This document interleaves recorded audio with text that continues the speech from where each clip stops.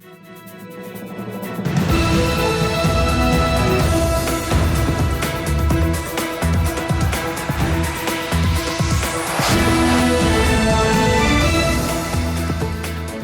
good evening. This is TV7 Israel News broadcast to you from Jerusalem. And in today's top stories, Israel remains unrelenting in its war on terror. Jerusalem labels mounting international pressure aiming to end the war on Hamas a double standard. Turkish President Recep Tayyip Erdogan declares a just world can only exist without the United States in light of its support of Israel.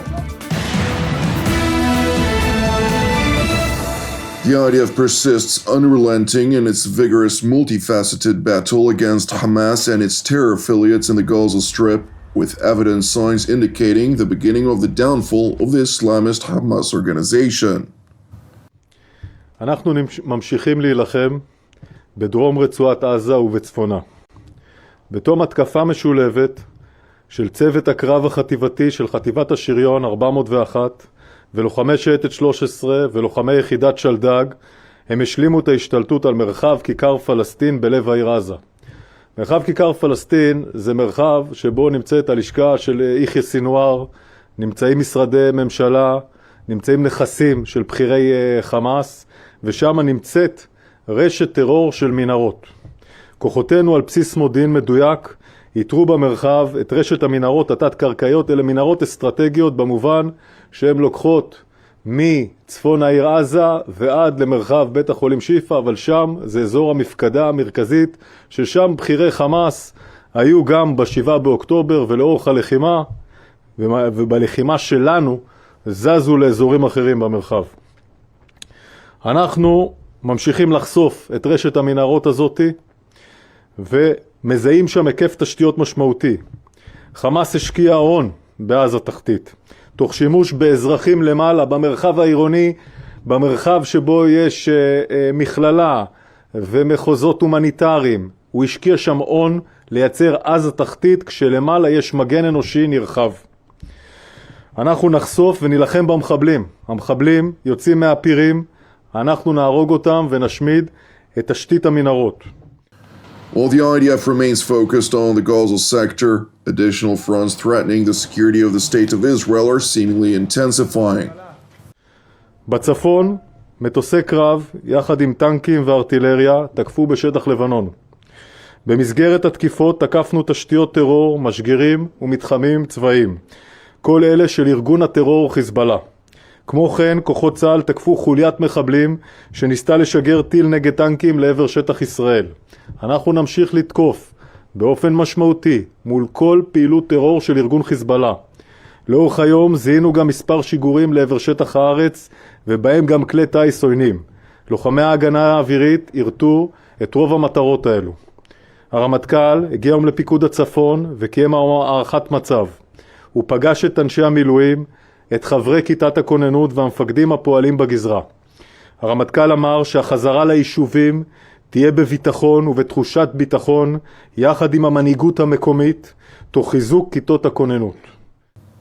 IDF Chief of General Staff Lieutenant General Herzi Halevi further stressed to his commanders in northern Israel that a solution to the threat emanating from Lebanon, namely the Iranian proxy Hezbollah, will have to be dealt with in one way or another. על החזרה לכל היישובים, גם בדרום גם בצפון, אחד צריך לחזור למצב אחר, ולחזור גם לביטחון וגם לתחושת ביטחון. יש דרך צבאית לעשות את זה. ההתחלה שלה זה גם מה שאתם עושים כאן, לפגוע, להרתיע, להרוג פעילי חיזבאללה, להראות העליונות שלנו, ויכולה לבוא גם בתצורה של מתקפה והתקפה ומלחמה, ויכול להיות שעל פני הזמן זה יקבל גם תקופות ופתרונות אחרים, כי אנחנו במיקוד בין הזירות על דברים אחרים. מדינת ישראל אף פעם לא לקחה ואמרה מלחמה זה הפתרון הראשון שננסה, אבל אנחנו מבינים שבמצב כאן זה צריך להיגמר בשינוי מצב מאוד מאוד ברור. וכן, קרה דבר מאוד קשה שהוא אומר לנו, יש מקרים שנכון להשתמש בכלי הזה במלוא העוצמה שלו. ואנחנו בעזה משתמשים בו, אני לא רוצה להגיד במלוא העוצמה, אבל בעוצמות רבות מאוד, וגם עם הישגים יפים. Meanwhile, at the start of the weekly cabinet meeting in Jerusalem, Prime Minister Benjamin Netanyahu initially highlighted, in reference to the triumph of the Maccabees some 2,200 years ago, which is commemorated annually during the Hanukkah festival, that the eternity of the Jewish people is inevitably coupled with the grief of sacrifice. אנחנו בתוך חג החנוכה ואנחנו זוכרים שלפני 2,200 שנים 4 מחמשת בני המכבים נפלו בקרב, אבל המטרה של השגת עצמאות ישראל והבטחת זכות החיים של עם ישראל הושגה. אנחנו נמשיך גם כן עד השגת מטרותינו. Netanyahu went on to address an incessant rise of pressure by Western leaders who've become vocally keen for Israel to end its war on Hamas in the terror-plagued Gaza Strip. ביומיים האחרונים שוחחתי גם עם הקנצלר שולץ ועם נשיא צרפת מקרון וגם עם מנהיגים אחרים, ואמרתי להם שאי אפשר ביד אחת לתמוך בחיסול החמאס וביד השנייה ללחוץ עלינו לסיים את המלחמה שתמנע את חיסול החמאס. ואני חושב שבמאבק הזה הצדק איתנו והאחדות איתנו. כשאנחנו מאוחדים כעם, כמדינה, אין שום כוח שיכול למנוע מאיתנו לעשות את הדבר הנכון. Over the weekend, UN Secretary General Antonio Guterres invoked Article 99 of the United Nations Charter for the first time in 52 years, which essentially convened a meeting of the Security Council to try and push for a resolution that would force Israel to cease fire, irrespective of the consequences of such a measure. Nevertheless, while among others Brazil, Ghana, Japan, Switzerland, and the United Arab Emirates joined China and France, as well as Russia, in support of a resolution to force Israel to cease fire, the United States invoked its veto power to block the anti-Israel resolution. The United States engaged in good faith on this text. We proposed language with an eye toward a constructive resolution that would have reinforced the life-saving diplomacy we have undertaken since October 7, increased opportunities for humanitarian aid to enter Gaza, encouraged the release of hostages, and the resumption of humanitarian pauses, and laid a foundation for a durable peace. Unfortunately, nearly all of our recommendations were ignored, and the result of this rush process was an imbalanced resolution that was divorced from reality, that would not move the needle forward on the ground in any concrete way. And so, we regretfully could not support it. In light of the Biden administration's decision to reject the anti-Israel rhetoric at the United Nations, Islamic nations around the world have voiced contempt of the United States, with Turkey, which is a U.S. NATO ally, referring to the United States as the root cause for all that is unjust in the eyes of the Muslim world. Sadece Amerika'nın red oyuyla maalesef malum ateşkes reddedildi. Tek başına. Böyle adalet olur mu? Böyle adil bir dünya olur mu? Ama biz ne diyoruz? Aslında adil bir dünya mümkün. Ama Amerika ile değil.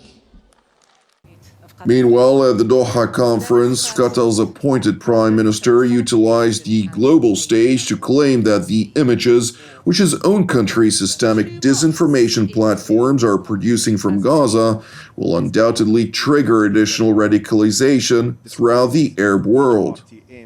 Seeing these images right now that's coming out of Gaza every day is not just affecting those forces which are in Lebanon, Yemen, or in Iraq, but it also affects an entire generation that might be radicalized because of these images, and seeing the international community not responding responsibly to it. While the Qatari Prime Minister clearly failed to acknowledge the remark regarding Iran's involvement in all of the destabilized sectors, Jordan's foreign minister, for his part, seized the opportunity to blatantly claim, absent of any tangible proof, that Israel was working to deport the Palestinian population from the Hamas-plagued Gaza Strip. What we see in Gaza is not simply the killing of innocent people, the destruction of their livelihoods, but we are seeing a systematic effort, it seems, to empty Gaza from its people. In response to Amman's top diplomat, Israel's government spokesman voiced Jerusalem's condemnation of the unfounded remarks voiced by Jordan's foreign minister. These are, of course, outrageous and false accusations. Israel is fighting to defend itself from the monsters who perpetrated the October 7th massacre, and the purpose of our campaign is to bring those monsters to justice and ensure that they can never again hurt our people, as Hamas has been using the Gaza Strip over the last 16 years in its reign of terror in order to hurt the people of Israel. As we do that and we go after the Hamas monsters responsible for the October 7th massacre, we are urging civilians to get out of harm's way to the designated safe zone. Thank you for watching TV7 Israel News. I'd like to encourage you, pray for the peace of Jerusalem and the salvation of Israel. I'm Jonathan Hassan, wishing you a Shavua Mevorach v'Chag Urim Sameach, and God willing, we'll see you during our upcoming TV7 Israel updates. Until then, Shalom from Jerusalem.